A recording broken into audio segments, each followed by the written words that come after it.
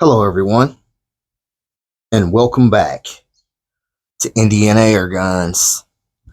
Today on the channel, guys, we're out here this morning on to me, chilly morning.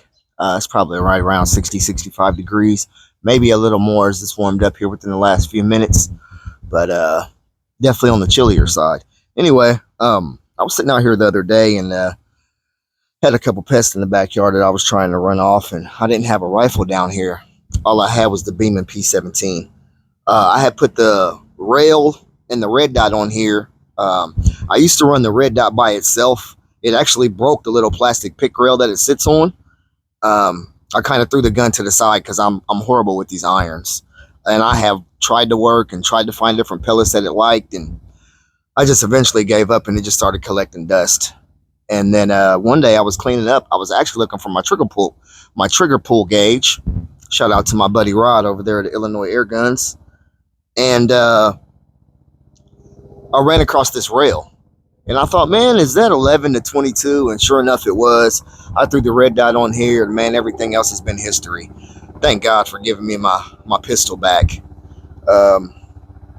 So I didn't have anything out here with me. I had ran in the house looking for something, and I ran across the P17. And man, I shot clear across the yard here, and actually hit my intended target. And I was very surprised, and it actually sparked some curiosity in me. So I started setting up targets down here where we tiny targets, seeing how small of a target that I could hit. And lo and behold, I won't ruin that for you guys, but let me just say the Beeman P17 has been doing great out here on the range. So we are going to shoot it today at 20 yards. That's not normal pistol range for me. Pistol range for me, when we talk about pistol, is probably 10 yards and in. It's probably what I would consider good pistol range. Anything outside of that, you're starting to kind of strain it. And I like to, I always say if whatever you're shooting isn't accurate, it's just not fun, And if I'm trying to, I want to stay in pistol range because I figure that's where it's going to do its best. But today I just wanted to be seated in a seated position. I just wanted to see if I could do it because I was surprised by the distance that I had shot it before. And what had also stumped me is I've got this sighted in for like 8 yards, and I sit right here at 20 yards, which is double that. And I kept the exact same zero. It just blew me out of the water. I couldn't believe it. That's why I was so surprised whenever I hit that squirrel the other day. But anyway, we're going to go ahead and get it on. We got some targets set up down range. And let me get you guys taken down, and I'm going to get this red dot turned on real fast. At least I thought I did. Let me see here. Okay, yeah, that's great. And that is a relatively nice red dot. That is not a $20 red dot on top of there. Can't remember how much I gave for it, but I do remember it being a little bit more than 20. So now it's kind of bright out here now that I'm in the sun. I wonder if I'll still be able to see the screen and put you guys on the actual targets. And it looks like I will. Let's see here. We got the usual suspects out here. This morning we have a big boar on the far left. We got the turkey, a couple soldiers, and we got a duck on the far right. I was looking for some other usual suspects, but I could not find them. But when I run across them out here, they will probably be in the next showing.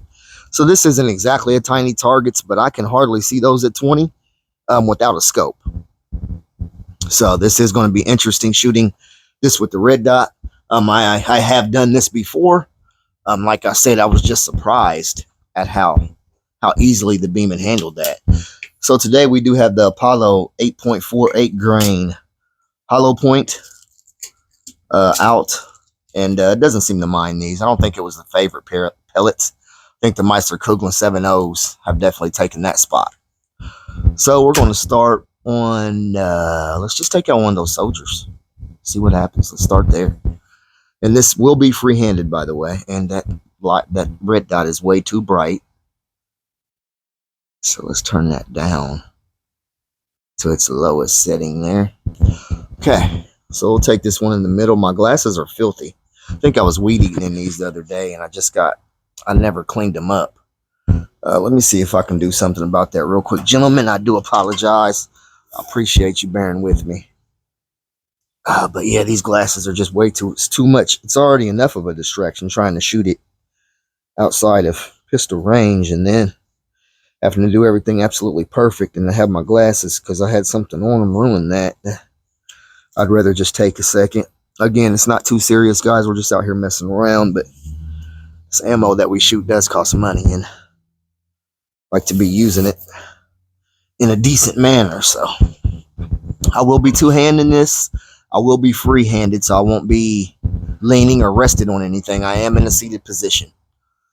Here we go. Let's start with that soldier right in the middle. And I haven't cronied this or anything like that, so I have no idea what the speed is here. There's one down. Still nice and quiet. Just a little poof of air, basically. I always have liked the idea. Loading this isn't my favorite, but you get used to it. Let's see if we can get that turkey. He's gonna be the toughest target down there, I do believe. So if we can get him out of there early, I think that'll be better. So he was to the left of that soldier. He's right next to the boar on the left. See what we can do with him. That is a tiny target. Nope, just to the right. I seen it too. So we'll take a couple more planks at that, see what we can get done. So yeah, this is the first true video I think I've done on the Beeman P17. I think I may have done one on when I was doing Hasbro's can gutting challenge. I'm not sure. Safety, Hank. Gets me every time, guys. Nope, that was just in the wood directly underneath it. Yeah, it's not the easiest target to take out down there, that's for sure. And it's also leaning towards me because it is on like a piano hinge or a hinge. So it's not standing straight up and down. So I think that also has something to do with it. Let's take one more crack at it here. Like I said, this is right at 20 yards free-handed. Two hands on the pistol. Nice, nice. Man, this Beeman is accurate. Like, if you do your part, there's no reason why you won't have success, even with the irons. When this rail broke on here, man, it really broke my heart because I didn't think I'd be able to use it anymore. And when I ran across that one, I'm not sure what it came off of, but when I ran across it, I was so happy. And I had just had this red dot laying around too because I like to keep one. Just in case I get something new, I don't have to go out and spend a whole bunch of money at once. I already have one part of the puzzle done. So, same way with scopes. But anyway, let's see what we can do with that duck now. He's on the far right-hand side. Beeman P17, 20 yards, 8.48 grain, hollow point. Apollo pellet. Ooh, just over his back. Yeah, so I'm not sure these are going too fast. If I can see them in flight like that. I'd also do that with rifles, though. I don't know. I'll have something we'll have to. Maybe I'll just look it up on Pyramid Air, but there's plenty of videos out there, I'm sure.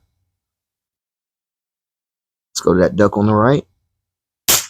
There he is. Man, this thing is so nice. I don't think you'd have any knockdown power out there at 20 yards, but you know, maybe if you're standing right on top of something at 10 yards, you might have a little bit of punch. I'd say it's probably under 10 foot-pounds for sure. Or probably right at that at the most. Let's get that soldier out of there.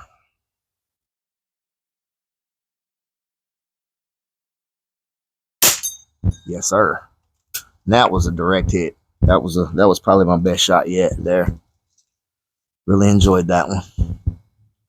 But yeah, and this thing's so quiet, so backyard friendly that, you know, I love planking out here with it. You put that Beeman down and this is a Beeman as well. You put the bullpup up, the 1357, thing's louder than I'll get out. And you break something like this out, you wonder, is it working? See what we can do with that bore. It's kind of a trick shot because, as you can see, my 3 spinners on the top left, the biggest one, which is furthest right, sitting right on top of that bore. So I'm going to have to be pretty precise with this pellet in order to knock that bore off. So Try to go for a nose shot here. Nice. Man, this P17. Man, I'm telling you, if I hadn't seen it and done it, I wouldn't have believed it. Oh man, this thing is an absolute beast with that red dot. I'll tell you what, man. It's basically pellet on pellet with these cheap Apollos. Absolutely love that pellet, by the way. Those grains do great. And look, said I was going to get him in the nose, and I caught him right there in the eyeball. I don't know if you guys will be able to see that or not, because I know you're zoomed in or whatever, but that's that boy right there. That's where I hit him, and that was 20 yards. All of these targets were freshly painted, so you get a good idea of where we did hit them at. The duck, I just nipped him in the nose here, just barely nipped him, but it was enough to take him down. And let's see what else we got here. Oh, we got our turkey, which was hit in the back right here. Again, these are right at 20 yards. And let's check out our two soldiers here. See what kind of damage we did to them. I'm sure it's a lot less, but that one shot on that one soldier was pretty good in my opinion. I hit him dead center. And what's this other one here? Hit him kind of high, so I hit that one dead center. That was in the middle, and then to the right of him was hit right there. And like I said, with that zoom being on, I'm not sure or how close I should be to that camera, and I should know that information, but unfortunately I don't. So please forgive Hank. But I did paint those up yesterday. I was supposed to shoot this video yesterday. Things happen. So let's go back and take one more look at her here. Again, we're spending some time today with the Beeman P17. And every time I get it out, I always wonder why.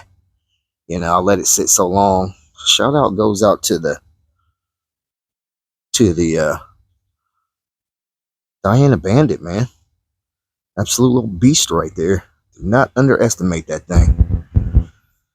Well, let's see here. All right, yeah, we're already approaching. We're already over 12 minutes. Let me hurry up here. I guess I'll turn the red dot on after, or off. This is the Beeman P17 again, guys. And I absolutely love it. It's basically bone stock on the internals. I haven't touched the trigger or anything. It breaks real light. It's an absolute lovely plinker. Like I said, just loading it can be a little bit of a pain to get used to, but once you get used to it, it's not really a big deal. I did put the grip on here. I don't know where my buddy, I don't forgot his name. It's been so long since he's made a video. I can't think of his name, but I think I got 4 grips, and I ended up giving him 3. No, I got 5 grips. Yeah, and I ended up giving him 3. I kept the all black, and then I also have another one on my 1322 that is glow in the dark. But this grip makes this gun feel so much better in the hand. I mean, it's totally night and day. And then with this 11 to 22, it rises the red dot up a little bit more. I do have the little pinch thing that you put in between the red dot. Here, squirrel. I do have one of those pinch ones that you put in between the red dot, so it drops the red dot down a lot lower, but I'm not really too worried about it. I mean, you've seen what I just did at 20 yards. I mean, if I can hit a target that small at 20 yards, I guarantee I can hit a squirrel, a rabbit. If I could get within 15 to 10, or excuse me, within 10, I'd probably take them out, because you can get pretty precise with this Beeman P17, as I stated. It is very accurate. So thank you guys for stopping by and checking it out, and just for stopping by Indiana Air Guns in general. Till the next time, this has been Hank signing off. Take care now.